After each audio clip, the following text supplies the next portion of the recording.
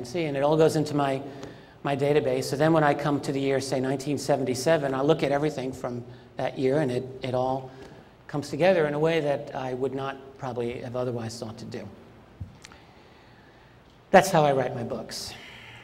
That's not what they teach you in graduate school, but that is what I do. So this is a pretty big fat book. It's a little over 600 pages. I've got lots and lots of endnotes and index entries. In fact, the other way to look at this is a series of a little over 200 specific article-length sections that I've tried to weave together. Each subsection of this book, I think, can be just taken independently and read as its own unit. So if you had a particular interest in one little thing, you could open the book and read that. But they all do work together. If you are interested in more information about this, you can go to my website, which is keyholepublishing.com. Just like looking through a keyhole, an image I've always enjoyed regarding this topic. What I tried to do in writing all books and all articles that I've done, all public appearances that I've ever done, is to try to provide a reliable guide to our past, our recent past in particular. It's long been my feeling that our past is somewhat unknown to us. And if we're going to proceed as a responsible society, we have to know our past. Much of our past exists in the form of official government documents and archives.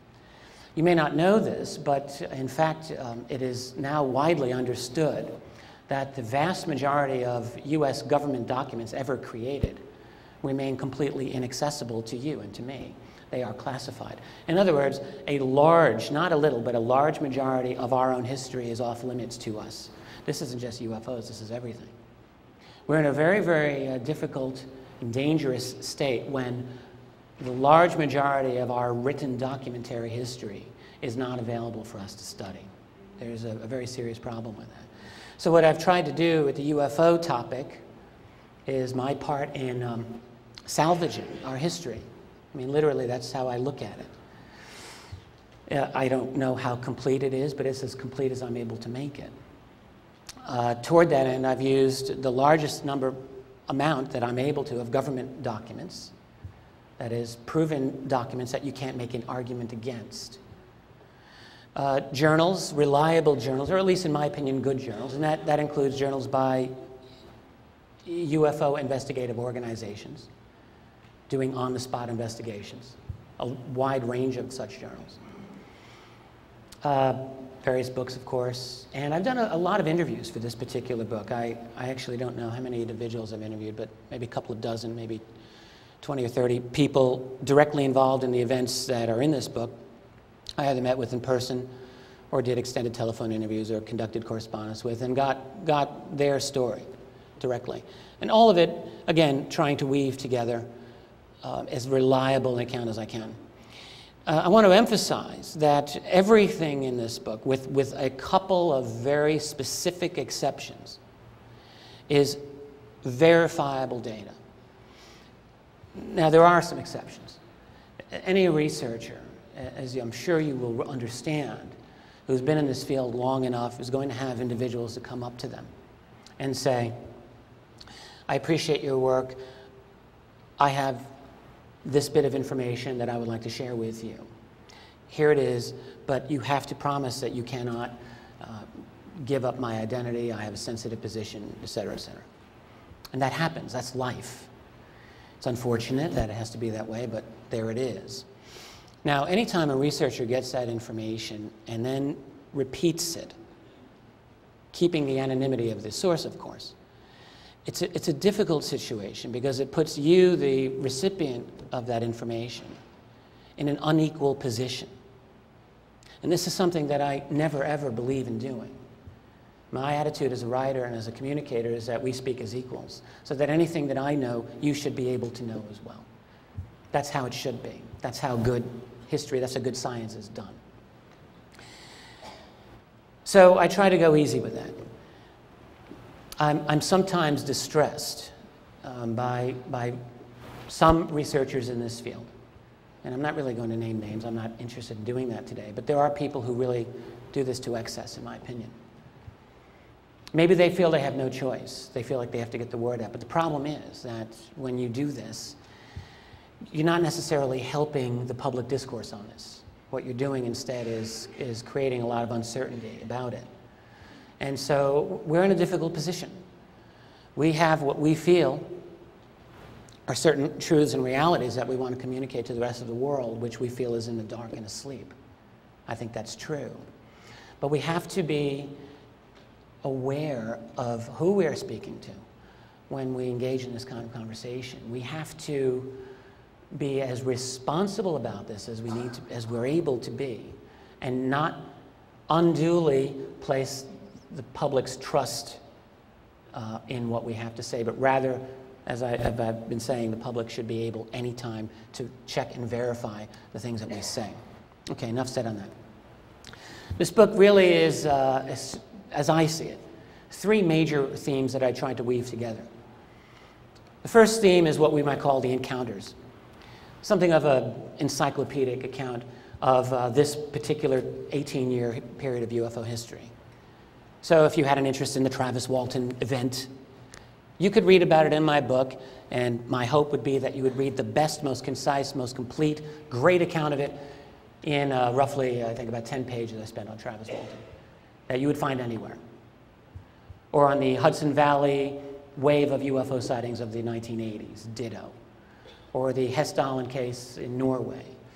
Or the Bob Lazar phenomenon in the late 1980s, or anything else that happened in that period of time.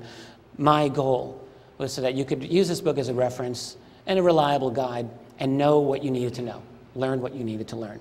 So that was the first, and that's a lot of the book. The second major theme, though, I guess would be the politics. Obviously, there's politics in this. And so what I tried to do, again, is learn and analyze the primary military and intelligence community documents that describe this, not just those of the United States, incidentally, but trying to gain the attitude of responsible agencies from any and all nations that encountered this. The Soviet Union figures heavily in this book, as does to some extent even China, the European nations most definitely, and other countries as well. Australia, Africa, Middle East are all in here. And to the extent possible, I try to weave their take on this and their attitude in here. Attitudes of various presidents, of all the presidents, presidential policy that's relevant to the UFO phenomenon. That man in the center, of course, is David Rockefeller. He's in the book. I'll get into that in a little more in just a few minutes.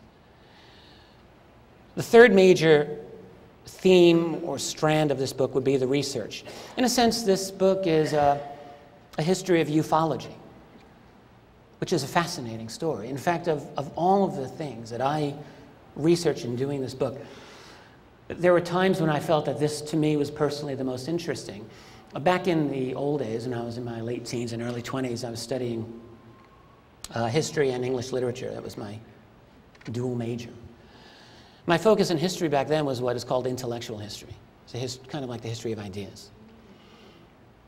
I've always, I've always been interested in that. And really, it occurred to me in writing this volume that the story of ufology is a part of intellectual history, without a doubt. And this is a story that I feel, in reviewing the literature, really hadn't been done in a synthesized, coherent way. And I think this book is actually a first true history of ufology. I'll come to that again in a moment. There's a backdrop involved in this book, and it's one of global transformation. You have, for example, geopolitical transformation, the breaking up of the Soviet Union by 1991 at the end of this volume.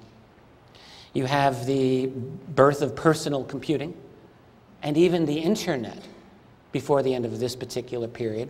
And we have throughout, I tried to look at what we might call advanced, either open or covert, cutting-edge technologies. And that image on the top there is the famous ARV, Alien Reproduction Vehicle.